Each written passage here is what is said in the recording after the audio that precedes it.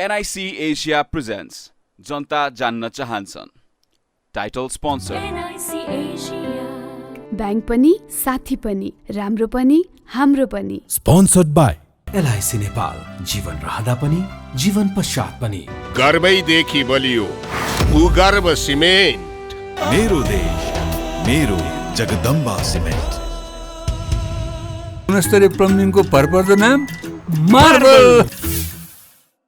म पनि आजै नेपाल टेलिकमको एन्टी फाइबर सेवा लिन्छु। नेपाल टेलिकम राष्ट्रको सञ्चार। रेड ब्लू इनर्जी ड्रिंक सर्वत्र बजारमा उपलब्ध छ। राष्ट्रको शान किसान। लिकेजको no tension. Pinnacle academy Lagankhel Lalitpur 25 years of excellence। KB Shyam Dubal brand हाम्रो सामान हाम्रै स्वाभिमान।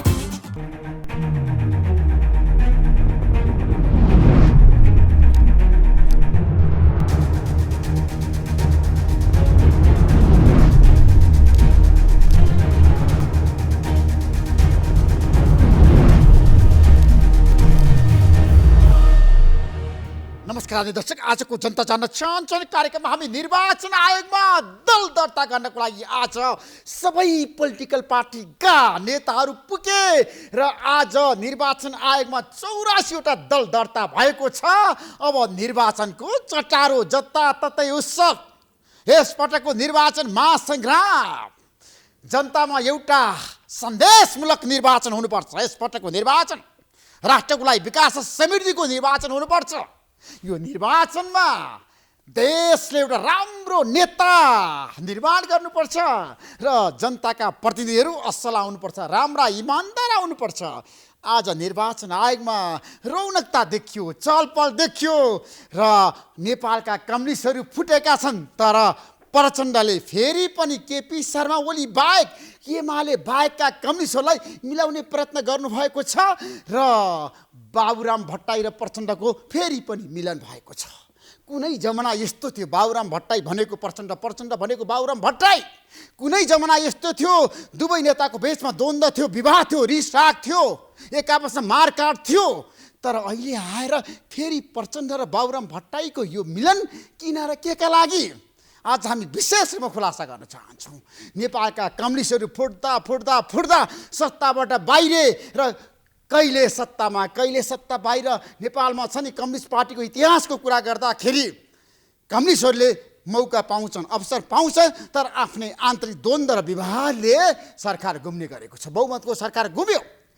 कम्युनिस्टकै झगडा कारणले गर्दाखेरि केपी शर्मा ओली सत्ता पक्षबाट प्रतिपक्षमा पुग्नुभयो, तर प्रचण्ड सरकारमा हुनुहुन्छ र शेरबहादुर देउवालाई प्रधानमन्त्री बनाएर प्रचण्ड माधवका नेपाल फेरि पनि सहकार्य र एकताको कुरा गरिरहनु भएको छ र वामदेव गौतम पनि माओवादी केन्द्रमा। किन हामी यसबारे पनि चर्चा गर्न चाहन्छौँ। नेपालका नेताहरूको कुरा गर्दा, कम्युनिस्टका कुरा गर्दाखेरि घुमिफिरी रुम्राटार, बाबुराम भट्टाईको कुरा गर्दाखेरि प्रचण्ड पथमा फेरि पनि जानुभयो। नेपालको संविधान जारी भइसकेपछि कम्युनिस्टहरूको भविष्य छैन भनेर कम्युनिस्ट पार्टी परित्याग गरेका, माओवादी केन्द्र छोडेका डाक्टर बाबुराम भट्टाईले बिचमा धेरै राजनीति पार्टीमा प्रवेश गर्नुभयो, धेरै राजनीति पार्टीमा जानुभयो, आफै पार्टी खोल्नुभयो र अहिले नेपाल समाजवादी पार्टी खोलेर उहाँ माओवादी पार्टीको चुनाव चिन्ह लिएर मैदानमा जाँदै हुनुहुन्छ। किन, के कारणले बाबुराम भट्टाईलाई फेरि पनि माओवादी केन्द्र प्यारो भयो, प्रचण्ड नै चाहिने भयो? आज हामी यसबारेमा पनि चर्चा गर्न चाहन्छौँ र बाबुराम भट्टाई र वामदेव गौतमको प्रतिक्रिया छ। कम्युनिस्टहरू मिलेर जाँदा फाइदा हुन्छ, त्यसैले हामीले माओवादी केन्द्रको चुनाव चिन्ह रोजेको भनेर उहाँहरूले बताइरहनु भएको छ र आज वामदेव गौतमले निर्वाचन आयोगमा गएर भन्नुभयो चुनाव जित्न सजिलो होस् भनेर माओवादी केन्द्रको चुनाव चिन्ह रोजेको हुँ भनेर। अब वामदेव गौतम र बाबुराम भट्टाईलाई माओवादी केन्द्रको हुइप लाग्छ कि लाग्दैन त चुनावपछि? यसबारे पनि आज हामी चर्चा गर्न चाहन्छौँ।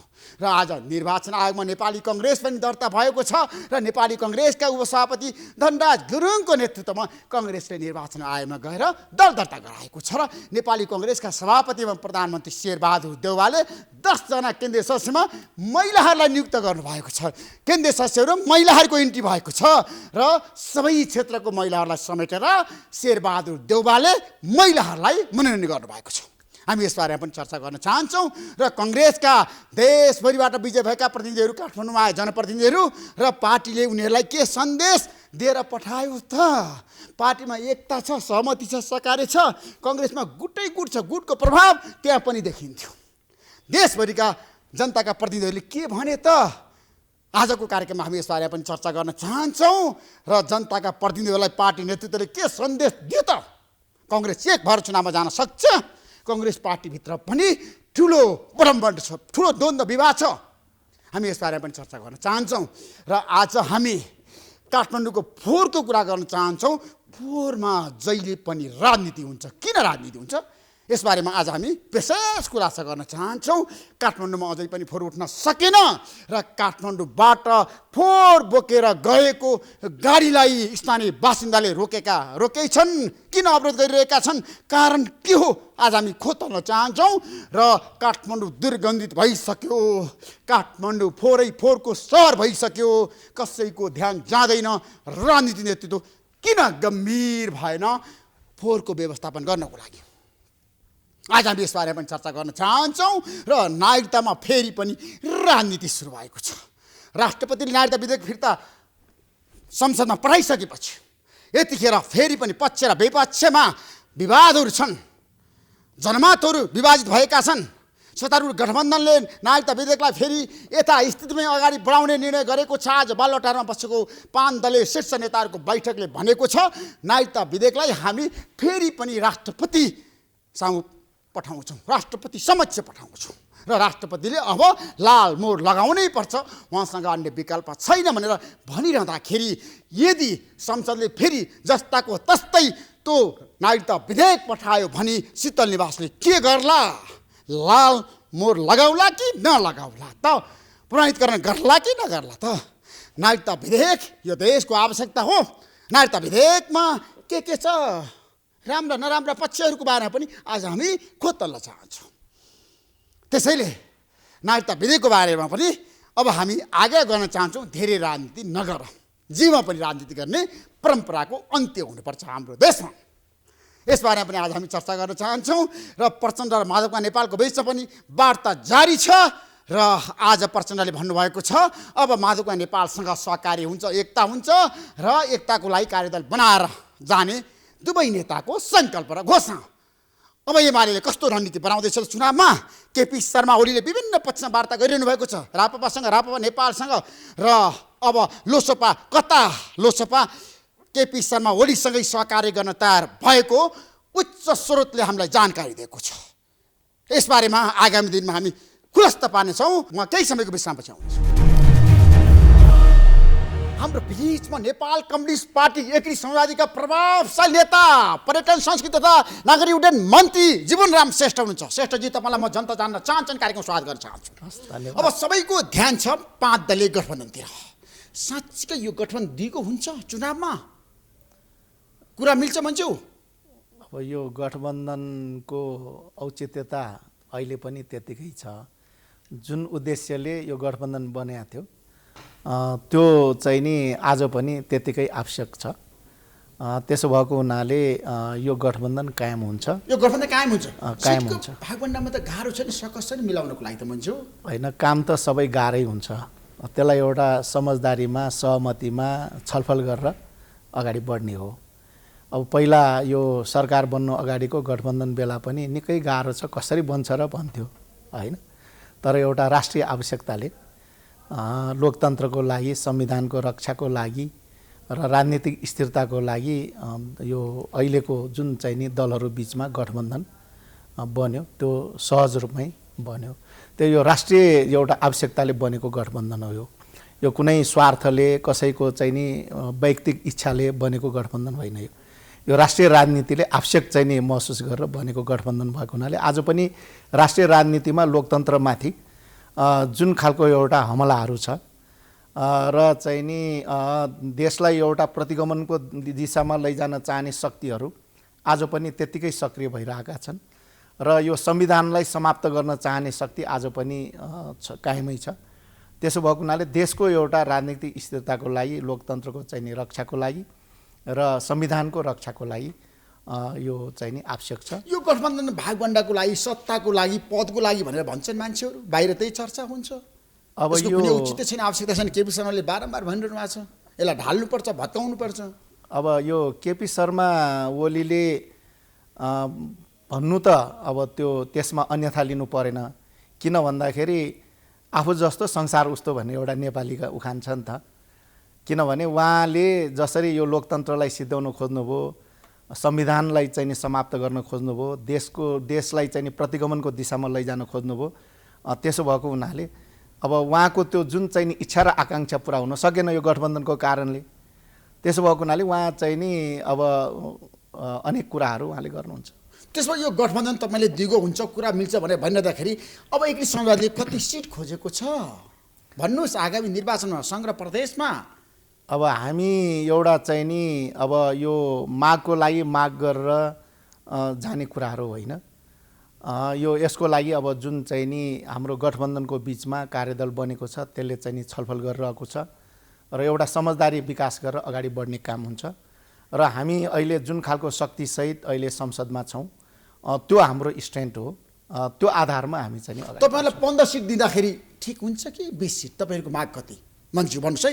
अब अहिले अब यी भनेर ठ्याक्कै हामीले पाउने भयो त म चाहिँ ठ्याक्कै भनिदिन्छु। तपाईँको पार्टीको बटम लाइन छैन नेताको?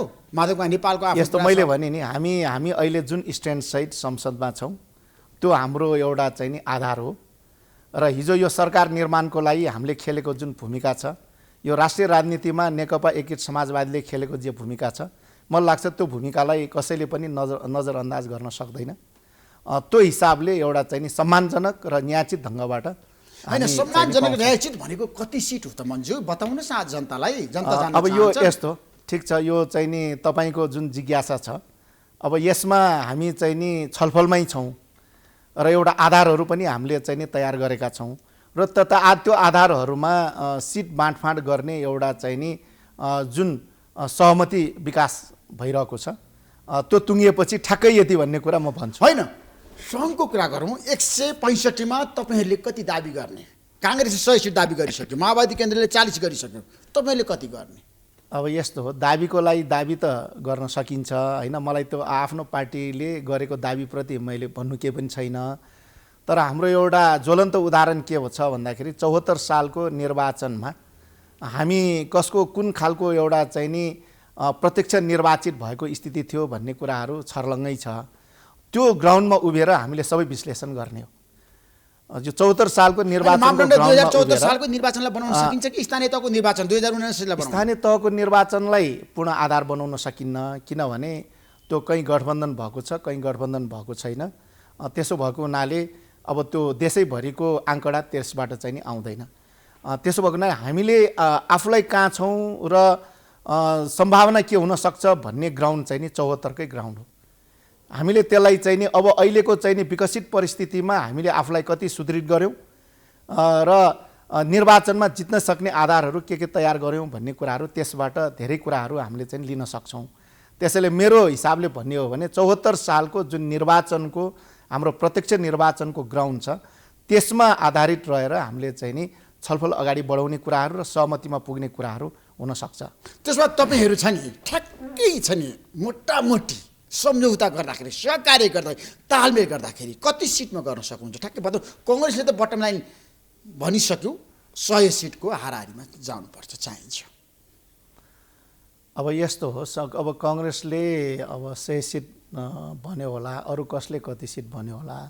अब 74 को निर्वाचनमा हामीले कति सिट पायौँ र कति सिटहरू कति मतको कारणले चाहिँ नि हार्यौँ, यो सबै कुराहरू एउटा चाहिँ नि विश्लेषणका आधारहरू हुन्छन्। त्यसो भएन मलाई चाहिँ नि अब कसले कति माग्यो भन्ने कुरामा म अहिले जान चाहन्न। तर निर्वाचनमा प्रत्यक्ष निर्वाचन फर्स्ट पास्ट द पोस्ट भनेको प्रत्यक्ष निर्वाचन हो। एकमत पछाडि पर्यो भने पनि हारिन्छ। यो कुरालाई मनन गरेर गठबन्धनको बिचमा चाहिँ नि सिट बाँडफाँड गर्यो भने गठबन्धनले चाहेको अनुसारले राजनीतिक स्थिरताको दिशामा मुलुकलाई लैजान सक्छ। एउटा सरकार निर्माण गरेर मुलुकले चाहेको, जनताले चाहेको अग्रगमनका कामहरू चाहिँ नि समृद्धिका कामहरू हामीले चाहिँ नि गर्न सक्छौँ। यो गठबन्धनभित्र अर्को गठबन्धन बनाउने प्रचण्डको रणनीति छ र आज बाबुराम भट्टराई र वामदेव गौतम त सँगै निर्वाचन आयोगमा गएर भन्नुभयो हामी माओवादी पार्टीको चुनाव चिन्ह प्रयोग गर्छौँ निर्वाचनमा। अब तपाईँहरू चाहिँ माओवादीसँग एकता गर्ने तयारीमा हुनुहुन्छ। माधव कुमार नेपाल र प्रचण्डको बिचमा लगातार वार्ता भइरहेको छ।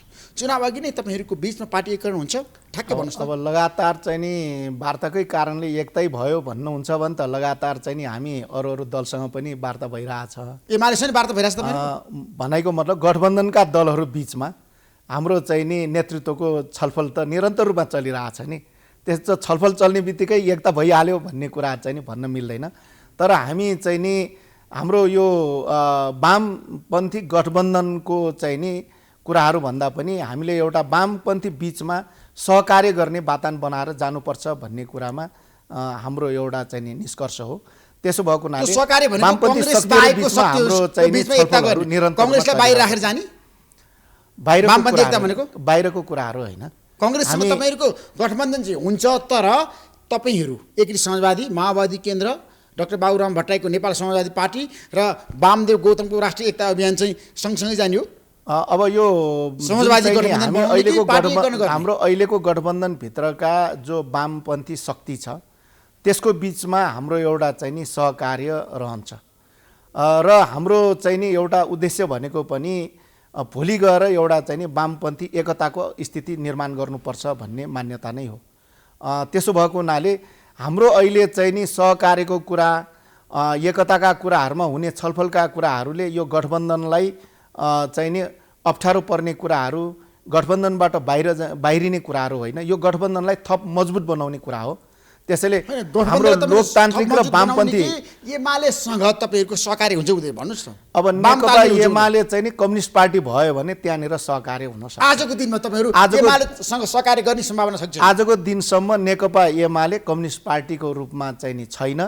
उसले कम्युनिस्टको चाहिँ नि विचार नीति सिद्धान्त छोडेको छ र लोकतन्त्रको विरुद्ध संविधानको विरुद्ध मुलुकलाई प्रतिगमनको दिशामा लैजाने काम गरेको छ। त्यसप्रति उसले आजसम्म जनताको बिचमा कुनै पनि यो क्षमा याचना गरेको छैन, गल्ती भएको स्वीकारेको छैन र ऊ त्यही चिन्तन लिएर अगाडि बढेको छ। त्यसो भएको हुनाले ऊ कम्युनिस्ट पार्टी नै होइन। त्यसमा एमालेका अध्यक्ष केपी शर्मा ओलीले सार्वजनिक रूपमा माफी नमागेसम्म तपाईहरुको एकता हुन सक्दैन, तपाईको भनाइ बटम लाइन होइन। माफी माग्ने मात्र कुरा भएन, यो नेकपा एमालेको जुन खालको चिन्तन छ, जुन खालका दृष्टिकोण छ, जुन खालका व्यवहारहरू छ त्यो उसले करेक्सन गर्नुपर्छ। त्यसो भयो भने बल्ल उसलाई चाहिँ नि कम्युनिस्ट पार्टीको तर केपी शर्मा ओलीले भन्नुभएको छ माधव कुमार नेपाललाई प्रचण्डले करेक्सन गर्नुपर्छ, म किन गर्ने होइन। अब कांग्रेसको पुच्छार बन्न जाने, कम्युनिस्टलाई बदनाम बनाउने। अब केपी ओलीले के भन्छ भन्ने पछाडि चाहिँ नि म जान चाहन्न होइन, किनभने केपी ओली नै हो जसले चाहिँ नि यो मुलुकको लोकतन्त्रलाई समाप्त गर्न खोजेको थियो, मुलुकलाई प्रतिगमनमा लैजान खोजेको थियो, संविधानलाई नै समाप्त गर्न खोजेको थियो। अब त्यो कुरा त चाहिँ नि सबैको जगजाहेर छ। आज नेकपा एमाले यो चाहिँ नि चुनावमा सहभागी हुने नैतिकता के हो? उसले के को लागि जनतासँग मत माग्ने? मलाई चाहिँ नि संसदमा बहुमत दिनु पर्यो भनेर जनताको बिचमा उसले चुनावमा गएर चाहिँ नि के का लागि मत माग्ने? फेरि मलाई बहुमत देऊ र म पटक पटक यो संविधान समाप्त गर्छु, संसदलाई विघटन गर्छु, त्यो अधिकार सहितको मलाई मतदान गर भनेर भन्ने हो कि? अथवा मुलुकको चाहिँ नि लोकतन्त्रलाई चाहिँ नि बलियो बनाउने कुराहरू, संविधानलाई चाहिँ नि रक्षा गर्ने कुराहरू र चाहिँ नि समृद्धिको बाटोमा मुलुकलाई लैजानको लागि चाहिँ नि मत देऊ भनेर भन्ने। त्यसैले नेकपा एमाले जुन खालको पटक पटक संसदलाई विघटन गर्ने जुन काम गर्यो, जसले यो मुलुकको राजनीतिलाई चाहिँ नि अस्थिरतामा लैजाने कोसिस गर्यो, प्रतिगमनको दिशामा लैजाने कोसिस गर्यो, त्यसै उसँग त अहिले चाहिँ नि मत माग्ने नैतिक अधिकारै छैन। त्यसमा एमालेसँग चुनावमा कुनै पनि तालमेल हुँदैन, एकीकृत समाजवादीको हुँदैन।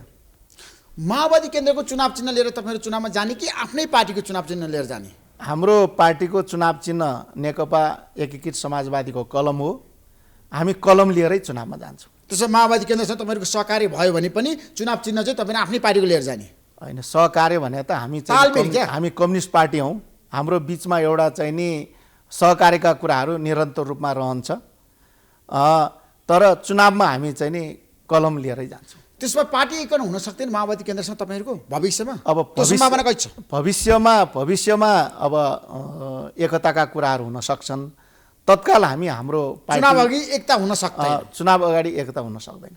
तर बाबुराम भट्टराईले जस्तो तपाईँहरू पनि त प्रचण्डसँग मिलेर गए भयो नि त, त्यो सम्भावना कहीँ छ होइन।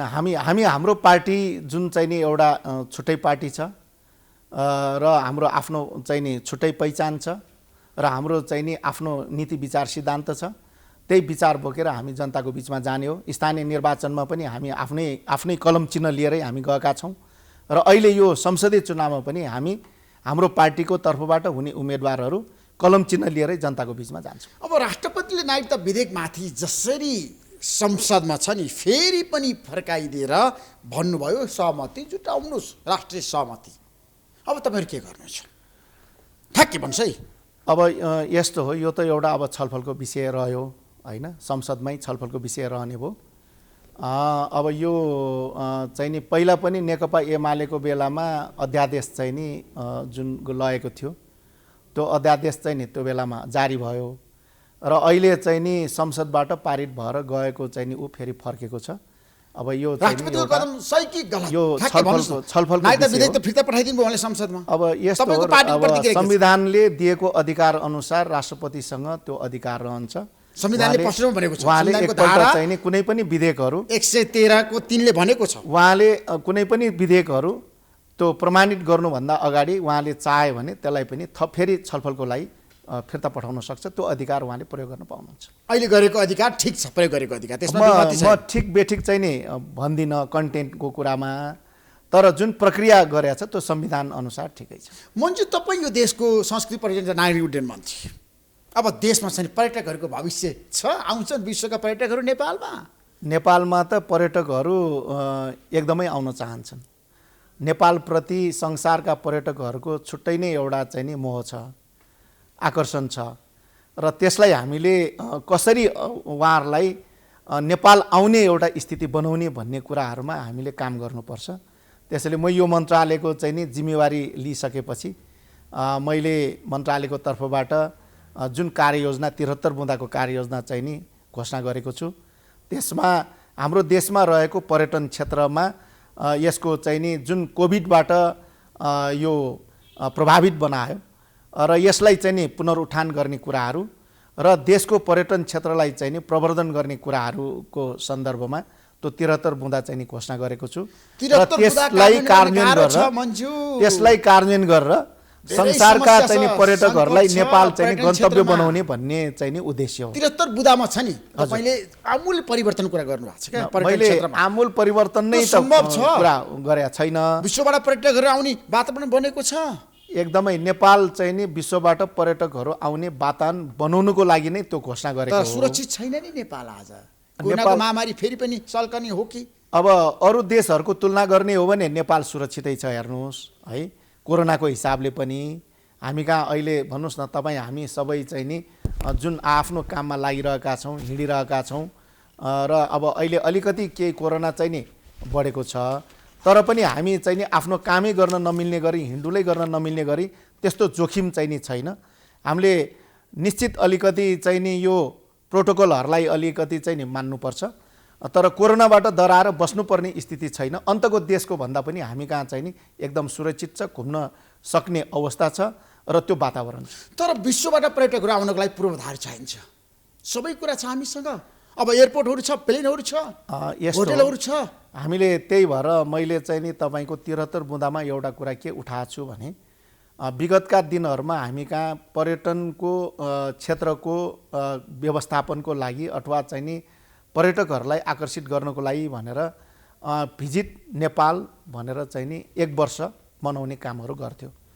तर 1 वर्ष मनाउने कुराले हाम्रो देशको पर्यटन क्षेत्रको जुन खालको एउटा जुन सम्भावनाहरू छ त्यसको एउटा चाहिँ नि यो पूर्वाधारहरू तयार गर्नुपर्ने आवश्यकताहरू छ, यो सबै कामहरू चाहिँ नि हुन सक्दैन। त्यसो भए यसमा निरन्तर काम गर्नुपर्छ भन्ने हिसाबले नै अबदेखि पर्यटक चाहिँ नि भ्रमण वर्ष भनेर 1 वर्ष मात्र गर्ने भन्दा पनि दशकको रूपमा चाहिँ नि भ्रमण वर्ष भनेर पर्यटक वर्ष बनाउने हैन, 10 वर्षसम्म निरन्तर रूपमा 10 वर्ष सम्भव छ। निरन्तर रूपमा पर्यटन क्षेत्रको कामलाई केन्द्रित गरेर त्यसको लागि आवश्यक चाहिँ नि कामहरू अगाडि बढाउने, पूर्वाधारहरू तयार गर्ने र संसारका पर्यटकहरूलाई नेपालमा चाहिँ नि आकर्षित गर्ने र गन्तव्यको रूपमा यो देशलाई चाहिँ नि बनाउने भनेरै यो कुराहरू अगाडि सारेका यो वर्ष छ नि कति पर्यटक आउला नेपालमा तपाईँले अनुमान गर्नु भएको छ मान्छे अब पर्यटन मन्त्री भइसकेपछि बताउनुहोस् त। अब यस्तो हो, यदि चाहिँ नि परिस्थितिमा कुनै पनि अब भनौँ न अप्ठ्यारो अवस्थाहरू आएन भने पर्यटकको सङ्ख्या अहिले चाहिँ नि अभिवृद्धि भइरहेको छ पहिलाको वर्षभन्दा पनि, र यसमा अझ चाहिँ नि अभिवृद्धि हुन्छ। र हामीले यो वर्षमा पर्यटकलाई चाहिँ नि अब यो जुन 2 वर्षसम्म चाहिँ नि कोभिडको कारणले धेरै ठुलो चाहिँ नि क्षति पुर्याएको छ, अहिले अब चाहिँ नि वृद्धि हुँदै पनि गइरहेको छ। र हामीले यो विभिन्न चाहिँ नि अब पर्यटकहरूलाई आकर्षित गर्ने गरी एउटा अन्तर्राष्ट्रिय क्षेत्रमा पनि त्यो खालको एउटा कार्यक्रमहरू सञ्चालन गर्ने, अनि हाम्रो देशभित्र पनि कार्यक्रमहरू सञ्चालन गर्ने, पर्यटकहरूको लागि आवश्यक चाहिँ नि जुन वातावरणहरू तयार गर्ने र त्यो खालको सहज स्थितिहरू निर्माण गर्ने, प्याकेजहरू तयार गर्ने, यसरी चाहिँ नि पर्यटकको सङ्ख्यालाई अभिवृद्धि गर्ने भनेर चाहिँ नि हामीले कार्ययोजनाहरू तयार गरेका छौँ। अब यो हिसाबले हामी एउटा त चाहिँ नि यो साउथ एसियाको चाहिँ नि छिमेकी राष्ट्रहरू जस्तै भारतको चाहिँ नि पर्यटकहरू, त्यस्तै गरिकन अब चीनका पर्यटकहरू, बङ्गलादेशका पर्यटकहरू लगायत अन्य देशका पर्यटकहरू जस्तै बुद्धिस्ट कन्ट्रीका चाहिँ नि पर्यटकहरू र युरोप र अमेरिकाका अन्य देशका चाहिँ नि पर्यटकहरूलाई पनि आकर्षित गर्ने, त्यो ढङ्गबाट एउटा चाहिँ नि कार्यक्रमहरू अगाडि बढाउने हामीले योजना बनाएका छौँ। र यो हिसाबले भन्दाखेरि राम्रै सङ्ख्यामा यो वर्ष चाहिँ नि पर्यटकहरू आउँछन्। मन्जु योगेश भट्टराई पर्यटन मन्त्री हुँदाखेरि भारतीय पर्यटक आउने एउटा गाडी 30 दिनभन्दा बढी आउन र चल्न नदिने निर्णय गर्नुभयो। यो बन्देज किन लगाइयो? तपाईँले यसलाई हटाउनुहुन्छ कि निरन्तरता दिनुहुन्छ? धेरै प्रश्नहरू उठेका छन्। अब यसमा हामी छलफलमा छौँ। अब एउटा त हामी चाहिँ नि के पनि हेर्दैछौँ भने अहिले हाम्रो जुन खालको एउटा चाहिँ नि पर्यटकहरू भित्राउनुको लागि पूर्वाधारको कुरा गर्दाखेरि हाम्रा चाहिँ नि धेरैभन्दा धेरै चाहिँ नि गन्तव्यहरूबाट देशहरूबाट तपाईँको चाहिँ नि हवाईजहाज चाहिँ नि सञ्चालन हुनु पर्यो। हाम्रा एयरपोर्टहरूलाई चाहिँ नि हामीले चाहिँ नि व्यवस्थित गर्नु पर्यो र यो हिसाबले हामी पर्यटकहरू भित्राउन सक्छौँ। अब हाम्रो देशमा अब चाहिँ नि हिजो यो चाहिँ नि भारतीय पर्यटकहरू त धेरै आउँछ नि, त्रिभुवन अन्तर्राष्ट्रिय विमानस्थल मात्र थियो, आज चाहिँ नि गौतम बुद्ध चाहिँ नि अन्तर्राष्ट्रिय विमानस्थल पनि भइसकेको छ होइन। यो हिसाबले चाहिँ नि अब पर्यटकहरू चाहिँ नि अर्को एयरपोर्टमा पनि आउन सक्ने एउटा आधार चाहिँ नि तयार भइसकेको छ। हाम्रो अब पोखराको चाहिँ नि विमानस्थल पनि हामी अब त्यसलाई सञ्चालन गर्नेतर्फ जाँदैछौँ। पोखरा अन्तर्राष्ट्रिय विमानस्थल पनि सञ्चालन हुन्छ, जनवरी 1बाट सञ्चालन गर्ने भनेर निर्णय गरिसकेका छौँ। हाम्रो 98% कामहरू सकिसकेको छ, अब 2% काम मात्र बाँकी छ। पूर्ण एयरपोर्ट बनाउँदाखेरि त्यहाँ त धेरै किसिमको चलखेल भयो नि त। अब तपाईँ मान्नुहुन्छ? अब यस्तो हो, त्यो संसारहरू त बाहिर आइरहेछ मन्जु। अब चलखेलका कुराहरू संरचना राम्रो बनेन। अब यस्तो हो, त्यसमा जुन खालका चाहिँ नि अहिले एयरपोर्ट जुन तयार भएको छ, अब त्यसमा म आइसकेपछि मलाई कसैले पनि त्यो एयरपोर्टको बारेमा कुनै चाहिँ नि गुनासो गरेको कुरो चाहिँ थाहा छैन। तर हच्चाको भरमा तपाईँले सञ्चालन गर्ने निर्णय गर्नुभयो भनेर विरोध गरिरहेछ त मान्छेहरूले। छैन, खुसी मनाइरहेछ। यो एयरपोर्ट चाहिँ नि चाँडै सञ्चालन गर्ने भयो भनेर अस्ति पोखरा जाँदाखेरि सबैजनाले स्वागतै गर्यो, मलाई एकदम चाहिँ नि बधाई दिनुभयो। पर्यटन क्षेत्रले चाहिँ नि बधाई दिइरहेको छ र चाँडैभन्दा चाँडै सञ्चालन गर्नु पर्यो भन्ने सबैको चाहिँ नि माग छ। त्यसैले हामीले त्यसलाई चाहिँ नि केन्द्रित गरेर जनवरी 1बाट सञ्चालन गर्ने भनेर निर्णय गरिसकेका छौँ। अन्तर्राष्ट्रिय स्तरको बनेको छ पोखरा एयरपोर्ट, अन्तर्राष्ट्रिय मापदण्डको कुरा गर्दा एकदम फर्स्ट क्लासको छ। ठिक छ, सबै संरचनाहरू एकदम ठिक छ। हाम्रो प्राविधिकहरूले जो चाहिँ नि हाम्रा एक्सपर्टहरू जो छन्, हाम्रो चाहिँ नि यही चाहिँ नि नागरिक उड्डयन प्राधिकरणमै छन्, उहाँहरू सबैको रिपोर्टमा एकदम चाहिँ नि यो राम्रो एयरपोर्टको रूपमा बनेको छ, स्ट्यान्डर्ड एयरपोर्ट छ भन्ने रिपोर्ट छ। पर्यटक व्यवसायीहरूको मलाई के भनाइ छ, एउटा गाडी आउँदाखेरि 565 भन्सा राजस्व तिर्छ, नगरपालिकालाई 200 तिर्छ, आम्दानीको स्रोत किन बन्द गरियो, किन भारतीय गाडी आउन दिएन भनेर उनीहरूले मलाई भनेका छन्। तपाईँ के भन्नुहुन्छ? होइन, यसमा तपाईँले अहिले पनि भन्नुभयो। अब यो विषयमा हामीले चाहिँ रिभ्यू गर्दैछौँ। एउटा त हाम्रो पर्यटन क्षेत्रलाई जुन हामीले अहिले प्रवर्धन गर्न खोज्दैछौँ, यी कतिपय पर्यटन क्षेत्रलाई जुन चाहिँ नि विकासमा बाधा पुगिरहेका जस्ता कुराहरूमा हामी रिभ्यू गर्दैछौँ। अर्को भनेको हामीले अब हाम्रो एयरपोर्टहरू जुन चाहिँ नि अन्तर्राष्ट्रिय एयरपोर्टहरू यहाँ छन्, विभिन्न चाहिँ नि देशका जहाजहरू अहिले आइरहेका छन् र त्यसलाई ट्रान्जिट चाहिँ नि भिसाको पनि व्यवस्था गर्ने हो कि भन्नेतर्फ पनि हामीले कुरा गर्दैछौँ। र ट्रान्जिट भिसाको रूपमा भएपछि यहाँ आएर केही चाहिँ नि 5-7 घन्टा चाहिँ नि नेपालमा चाहिँ नि बसेर ऊ फेरि चाहिँ नि आफ्नो गन्तव्यमा जान सक्छ। यो हिसाबले पनि हामीले पर्यटकहरूलाई अभिवृद्धि गर्न सक्छौँ कि भनेर त्यतातर्फ पनि हामी चाहिँ नि यो काम अगाडि बढाउँछौँ। तर नेपालमा अन्तर्राष्ट्रिय क्षेत्रबाट जसरी जहाज आउनु पर्थ्यो नि, आउन सकेको छैन नि, किन? अब युरोपबाट आउँदैन, अब यो तपाईँले अलिकति समय पछाडि हाम्रो नेपालमा धेरै देशका जहाज ब्ल्याक लिस्टमा पर्यो नेपाल आउँदैछन् धेरै देशबाट कालो सूचीमा पर्यो आउँदैछन् अन्तर्राष्ट्रिय क्षेत्रमा नेपाल यस्तो तपाईँलाई म यो एउटा प्रश्न गरौँ यो जुन चाहिँ नि तपाईँले कालो सूची भन्नुभयो हाम्रो यो जुन संसारका यो चाहिँ नि जति पनि यो हवाई जहाजहरूको अथवा चाहिँ नि क्यानको जसले सञ्चालन गर्छ त्यसको चाहिँ नि रेगुलेट गर्ने बडी भनेको आइकाओ त्यो आइकाओले जुन अडिट गर्यो अनसाइट अडिट गर्दाखेरि हाम्रो देशको जुन चाहिँ नि यो नम्बर हामीले पाएका छौँ त्यो संसारका जति पनि सुरक्षित हवाईमा सुरक्षा भएको देशहरू भनेको दाँजोमा हाम्रो देशले पनि त्यो लेभल पाएका छौँ। त्यसैले अब यो प्रश्न एउटा कहाँ आयो भन्दाखेरि संसारको एउटा रेगुलेट गर्ने बडीले नेपालको चाहिँ नि हवाई सेफ्टी चाहिँ नि राम्रो छ भनेर जुन चाहिँ नि अन्तर्राष्ट्रिय क्षेत्रमा राम्रा भन्ने देशको दाँजोमा हामीले पनि त्यो नम्बर पाएका छौँ। अनि कसैले चाहिँ नि किन हामीलाई चाहिँ नि सेफ्टी लिस्टमा राख्यो भन्ने कुरा यो आफैमा एउटा प्रश्न हो।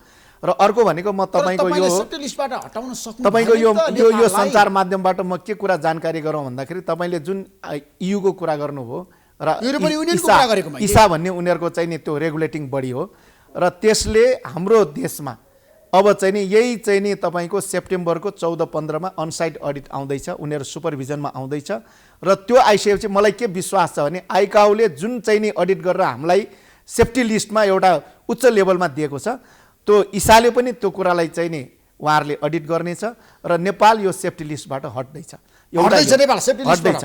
अर्को भनेको तपाईँको के त भन्दाखेरि अब हाम्रो देशसँग अमेरिकन एयरलाइन्स पनि अब नेपालमा चाहिँ नि उडान गर्दैछ नेपालसँग चाहिँ नि सम्बन्ध कायम गर्दैछ। अमेरिकन एयरलाइन्स नेपाल आउँदैछ सिधा आउँदैछ हप्तामा एकपटक कि होइन त्यो त सबै कुराहरू अहिले चाहिँ नि छलफलमा अगाडि बढिरहेको छ। सिधा उडान हुँदैछ अमेरिकाबाट नेपाल। अब सिधा उडान भन्दाखेरि पनि त्यो अब कतै ट्रान्जिट होला अथवा सिधा होला अमेरिकन एयरलाइन्स चाहिँ नि नेपालमा आउँदैछ। यो त ठुलो कुरा पनि हैन यो त एउटा उपलब्धि हो नेपालको लागि। युरोपबाट पनि आउँदैछ बेलायतबाट पनि आउँदैछ। अब यो जुन चाहिँ नि इसाले चाहिँ नि अनसाइट अडिट चाहिँ नि यो सेप्टेम्बरको 14-15 यहाँ आउँछ त्यसपछि मलाई के विश्वास छ भने उहाँहरूले पनि हाम्रो जुन चाहिँ नि सेफ्टीको लेभल छ त्यसलाई स्वीकार्नु हुनेछ र त्यो सेफ्टी लिस्टबाट नेपाल चाहिँ नि हट्नेछ। युसँग पनि हाम्रो फ्लाइटहरू ठुलो राष्ट्रहरूले नेपालमा उडान गर्दैछन् अब गर्दैछन्। हाम्रो अब हाम्रो नेपालको एयरलाइन्सलाई कोरिया लैजाने कुराहरूमा पनि कोरिया उडान गर्ने कुराहरूमा पनि हाम्रो चाहिँ नि छलफलहरू अगाडि बढिरहेको छ त्यसको प्रोसेसहरू अगाडि बढिरहेको छ। नयाँ डेस्टिनेसनमा लाने कुराहरूमा अहिले भइरहेको जस्तै अस्ट्रेलिया लाने कुराहरूमा पनि त्यहाँ पनि हाम्रो चाहिँ नि प्रक्रियाहरू अगाडि बढिरहेको छ। यो चाँडै नै तपाईँले हाम्रो नेपालको चाहिँ नि उडानहरू नेपालको चाहिँ नि जहाज यो महत्त्वपूर्ण देशहरूमा नेपालीहरू जुन जाने डेस्टिनेसनहरू छ त्यहाँ जाने कुराहरू पनि हुन्छ र अमेरिकन जहाज चाहिँ नि नेपालमा चाहिँ नि आउने कुराहरू पनि हुन्छ र युरोपको जहाजहरू पनि नेपाल आउने र नेपालको जहाज उता जाने कुराहरू पनि हुन्छ। मन्जु हाम्रो देशमा छ नि पर्यटन क्षेत्रको विकास र विस्तारमा छ नि बजेट कम भयो कि भएन तपाईँलाई के लाग्छ? अब बजेटको कुरा गर्दाखेरि पर्यटन क्षेत्रको जुन खालको एउटा चाहिँ नि यो विकासका आवश्यकताहरू छन् पूर्वाधारका चाहिँ नि आवश्यकताहरू छन् र यसको चाहिँ नि प्रमोसनका आवश्यकताहरू छन् यो हिसाबले बजेट चाहिँ नि कम नै हो। तर अब हामीले चाहिँ नि यसलाई यो क्रमैसँग यसलाई प्राथमिकतामा राख्ने कुरा किनभने पर्यटन क्षेत्रको विकासले मात्र नेपालको विकास र प्रगति र उन्नति यो नेपालको आर्थिक उन्नति चाहिँ नि हुन सक्छ। पर्यटन क्षेत्र अर्को भनेको वैदेशिक मुद्रा आज हामी वैदेशिक मुद्राको अभावको जुन कुरा गरिरहेका छौँ त्यो कुरा पूर्ति गर्ने काम यो पर्यटन क्षेत्रले मात्र गर्छ। अर्को भनेको रोजगारीको कुराहरू पनि यो पर्यटन क्षेत्रको विकास हुँदाखेरि रोजगारी पनि त्यतिकै मात्रामा चाहिँ नि सृजना हुन्छ। आन्तरिक पर्यटकको लागि पनि तपाईँले ध्यान दिनुपर्छ। जस्तो यतिखेर छ नि जनताका प्रतिनिधिहरू काठमाडौँ आइरहेछन् हजुर तर तपाईँ काठमाडौँको जनताको प्रतिनिधि आज मन्त्री बन्नुभयो तर काठमाडौँ दुर्गन्धित छ गनाइरहेको छ फोहोरको सहर भइसक्यो। मन्जु सरकार कहाँ छ बेखबर? अब यसमा तपाईँको एउटा काम होइन फोहोर उठाउने एउटा यस्तो सरकारको यसमा चाहिँ नि गम्भीर ध्यान गएको छ र उच्च प्राथमिकता पनि छ सरकारले चाहिने सहयोग पनि गरिरहेको छ। तर एउटा कुरा अहिले हाम्रो कानुनी व्यवस्था के छ भन्दाखेरि यो फोहोर मैलालाई उठाउने कुरा लैजाने कुरा सफा गर्ने कुरा चाहिँ स्थानीय तहको जिम्मा हो। यो जुन चाहिँ महानगरपालिका नगरपालिका यिनीहरूका कामहरू हुन्। त्यसमा सरकारले गर्नुपर्ने जुन एउटा ल्यान्डफिल साइटको व्यवस्थापनको कुरो त सरकारले गरिरहेको छ।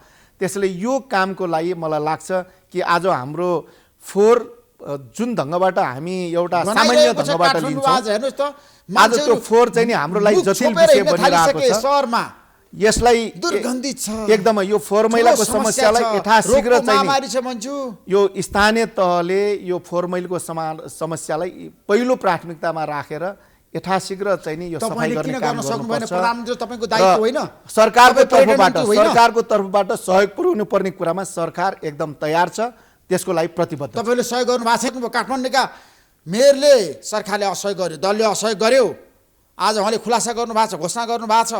अब उहाँले घोषणा के हिसाबले गर्नुभयो त्यो चाहिँ नि उहाँले बुझ्ने कुरा भयो, तर सरकारको तर्फबाट तपाईँले रोकिरहनु भएको छ। जुन जिम्मेवारी छ त्यो जिम्मेवारी सरकारले पुरा गरेको छ र उहाँहरूले चाहिँ नि ल अब यो गरिदिनु पर्यो, हामीलाई यो ठाउँमा सहयोग चाहियो भनेर सरकारलाई भन्नुभयो भने त्यो काम सरकारबाट होइन। फोहोर उठाउनको लागि तपाईँले सहयोग गर्नु पर्दैन, होइन?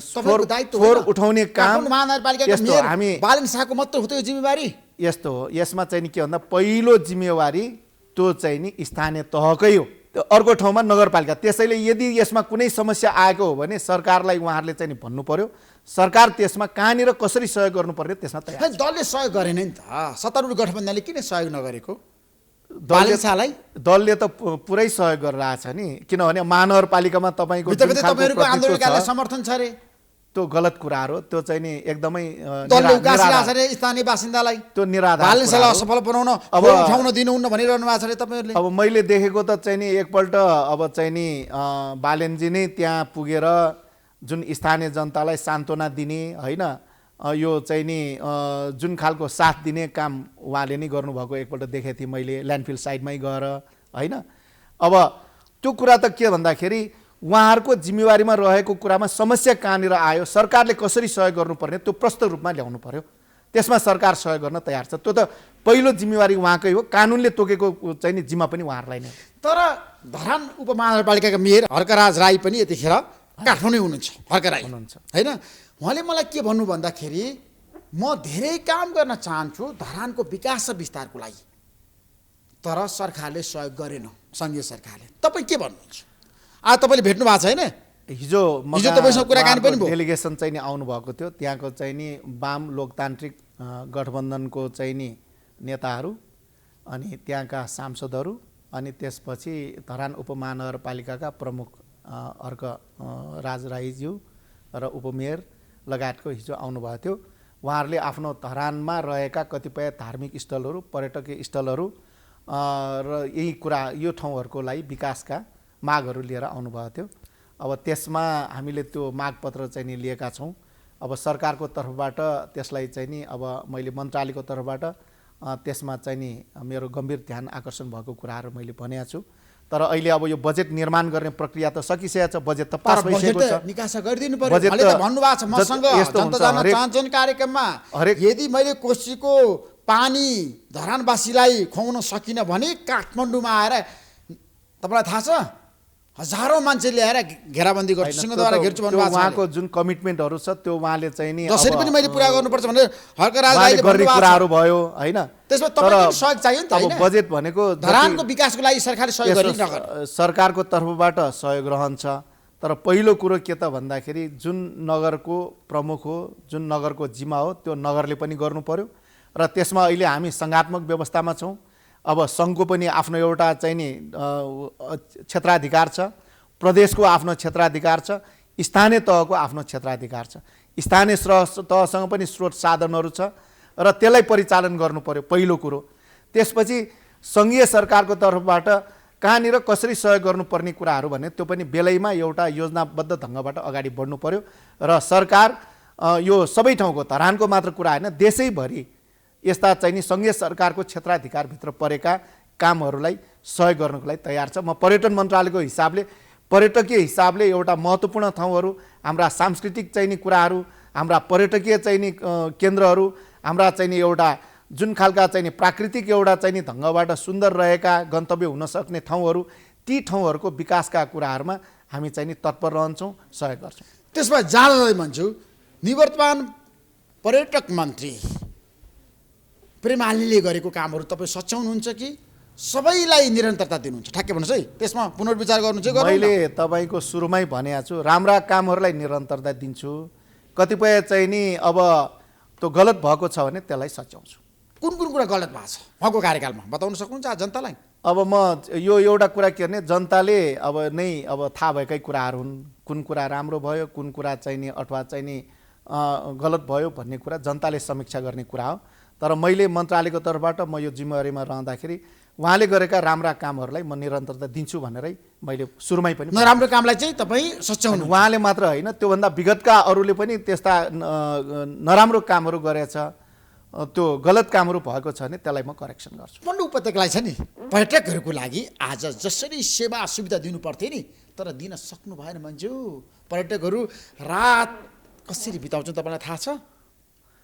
अब यस्तो हो, यसमा तपाईँले महत्त्वपूर्ण कुरा उठाउनु भयो। यो काठमाडौँ उपत्यकामा पर्यटकको आकर्षण गर्नको लागि, पर्यटकहरूको चाहिँ बसाइलाई बढाउनको लागि हामीले यहाँको संस्कृति र सम्पदाहरूलाई चाहिँ नि जगेर्ना गर्नुपर्छ र त्यसलाई चाहिँ नि हामीले एउटा संरक्षण पनि गर्नुपर्छ र यहाँका मूर्त अमूर्त सम्पदाहरू जुन छन् त्यो एउटा पर्यटकहरूको लागि पनि एउटा चाहिँ नि महत्त्वपूर्ण विषयहरू हुन्।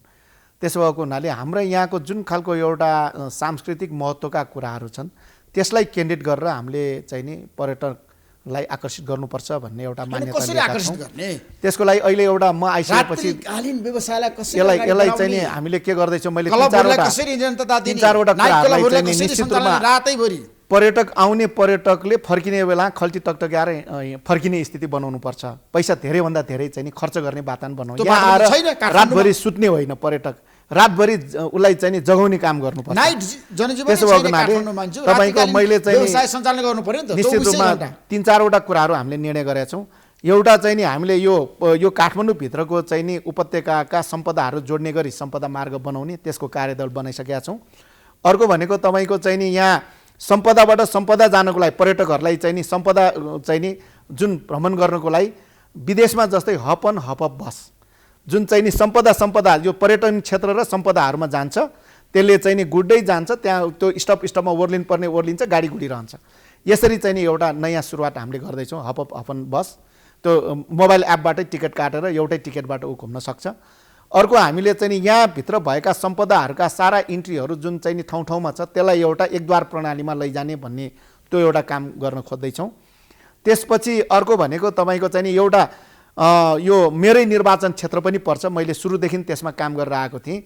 यो 2वटा चाहिँ नि विश्व सम्पदा world heritage to world heritage हनुमान ढोकाबाट स्वयम्भूबाट हनुमान ढोका आउने एउटा ट्रेल चाहिँ नि बनाउँदैछौँ। त्यसको काम प्रक्रिया अहिले टेन्डरहरू सुरु भइसकेको छ र त्यसपछि हाम्रो काठमाडौँ उपत्यकामा रात्रिकालीन पर्यटकको चाहिँ नि विकास गर्ने, त्यसको लागि हामीले चाहिँ नि काठमाडौँ, भक्तपुर, ललितपुर र कीर्तिपुरलाई केन्द्रित गर्ने भनेर त्यो घोषणा गरेका छौँ। त्यसको लागि हामी वर्कआउट गरिरहेका छौँ र यसरी हाम्रा चाहिँ नि यहाँ आउने पर्यटकहरू राति पनि कमसेकम हाम्रा सम्पदा हेर्ने, हाम्रा चाहिँ मूर्त अमूर्त सम्पदा हेर्ने, हाम्रा संस्कृति हेर्ने।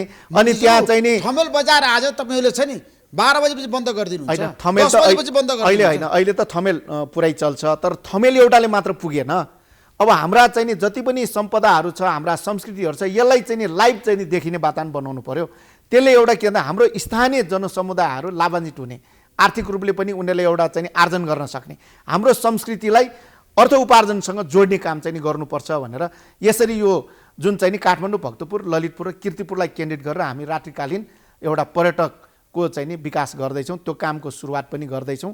यसले तपाईँको स्थानीय हाम्रा चाहिँ नि जो जनसमुदायहरूले चाहिँ नि एउटा रोजगारी पनि पाउने स्थिति हुन्छ, आय आर्जन गर्ने कुराहरू पनि हुन्छ र त्यसले एउटा चाहिँ नि जुन खालको एउटा चाहिँ नि पर्यटकहरूलाई त्यसले एउटा चाहिँ नि हाम्रो संस्कृति र सम्पदाहरूबाट चाहिँ नि उसले एउटा चाहिँ धेरै कुराहरू एउटा हेर्ने स्थितिहरू पनि हुन्छ होइन, सँगै समय बिताउने एउटा अवस्था हुन्छ। होइन, पोखरामा पनि मेरो तपाईँलाई आइरहेको छ, 24 घण्टा छ नि। हजुर, त्यहाँ खुला हुनु पर्यो क्या।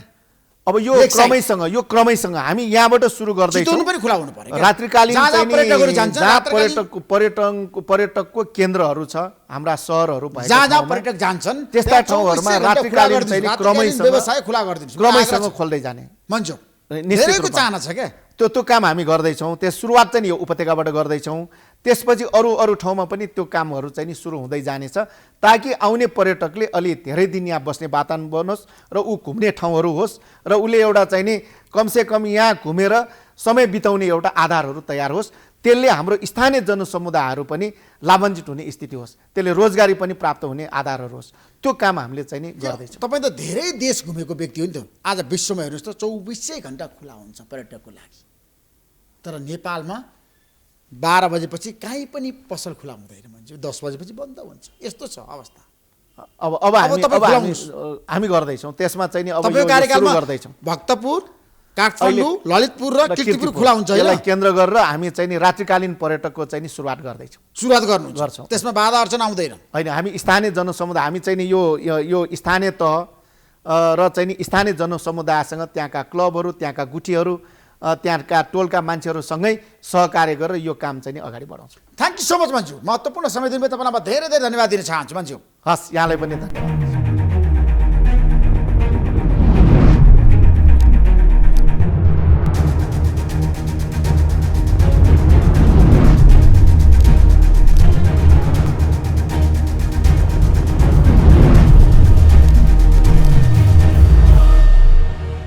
NIC Asia presents जनता जान्न चाहन्छन्।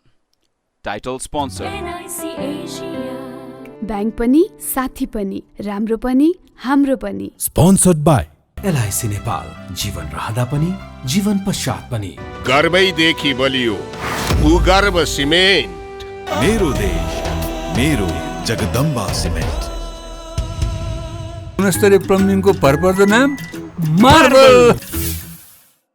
म पनि आजै नेपाल टेलिकमको एन्टी फाइबर सेवा लिन्छु। नेपाल टेलिकम, राष्ट्रको सञ्चार। रेड ब्लू इनर्जी ड्रिङ्क सर्वत्र बजारमा उपलब्ध छ। अस्ट्रको सान किसान। लिकेजको no tension. Pinnacle academy, Lagankhel, Lalitpur. 25 years of excellence.